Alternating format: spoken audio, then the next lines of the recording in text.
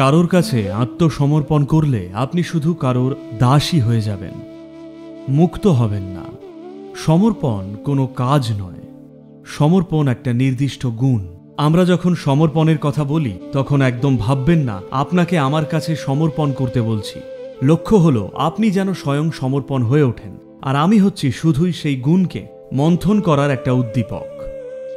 আত্মসমর্পণ কারোর কাছে করা যায় না, কারণ এইরকম হয় না। কিছু করে আত্মসমর্পণের ভান করতে পারেন, কিন্তু আত্মসমর্পণ করাটা কোনো কাজ নয়। যখন নিজের ইচ্ছে ফুরিয়ে যায় তখন আত্মসমর্পণ ঘটে। আপনি কিছু করলে এটা হবে না। আত্মসমর্পণ হচ্ছে একটা অনুপস্থিতির মতো। আপনি অনুপস্থিতি তৈরি করতে পারেন না, তাই না? দেখুন, আমরা আলো তৈরি করতে পারি, কিন্তু অন্ধকার তৈরি করতে পারবেন? শুধু বাতি নিভিয়ে দিন, অন্ধকার তো সবসময় ছিল, তাই না? তো আত্মসমর্পণও ঠিক তাই, অস্তিত্বের মধ্যে শুধু বিলীন হয়ে যাওয়া, নির্দিষ্ট কিছু করা নয়। যখন আপনার সমস্ত করা থেমে যাবে তখন আপনি সমর্পিত। মেডিটেশন বা ধ্যান হলো গভীর আত্মসমর্পণ। যদি প্রকৃত অর্থে ধ্যানই হন তাহলে আপনি আত্মসমর্পিতই।